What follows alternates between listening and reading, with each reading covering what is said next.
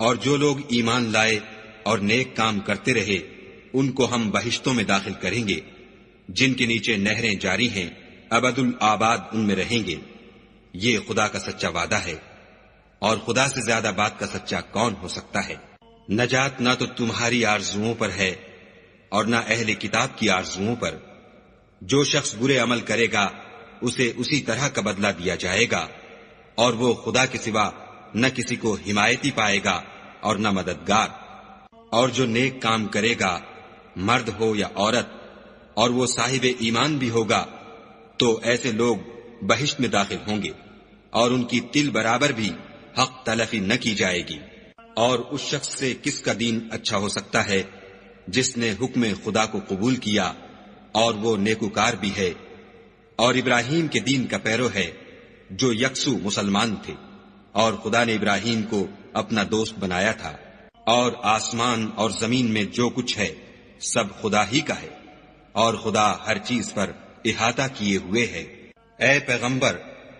لوگ تم سے یتیم عورتوں کے بارے میں فتویٰ طلب کرتے ہیں، کہہ دو کہ خدا تم کو ان کے ساتھ نکاح کرنے کے معاملے میں اجازت دیتا ہے، اور جو حکم اس کتاب میں پہلے دیا گیا ہے وہ ان یتیم عورتوں کے بارے میں ہے جن کو تم ان کا حق تو دیتے نہیں اور خواہش رکھتے ہو کہ ان کے ساتھ نکاح کر لو، اور نیز بیچارے بے کس بچوں کے بارے میں، اور یہ بھی حکم دیتا ہے کہ یتیموں کے بارے میں انصاف پر قائم رہو، اور جو بھلائی تم کرو گے خدا اس کو جانتا ہے۔ اور اگر کسی عورت کو اپنے خاوند کی طرف سے زیادتی یا بے رغبتی کا اندیشہ ہو تو میاں بیوی پر کچھ گناہ نہیں کہ آپس میں کسی قرارداد پر صلح کر لیں، اور صلح خوب چیز ہے، اور طبیعتیں تو بخل کی طرف مائل ہوتی ہیں، اور اگر تم نیکوکاری اور پرہیزگاری کرو گے تو خدا تمہارے سب کاموں سے واقف ہے، اور تم خواہ کتنا ہی چاہو عورتوں میں ہرگز برابری نہیں کر سکو گے۔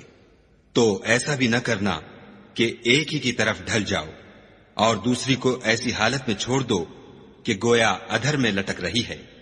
اور اگر آپس میں موافقت کر لو اور پرہیزگاری کرو تو خدا بخشنے والا مہربان ہے۔ اور اگر میاں بیوی میں موافقت نہ ہو سکے اور ایک دوسرے سے جدا ہو جائیں تو خدا ہر ایک کو اپنی دولت سے غنی کر دے گا،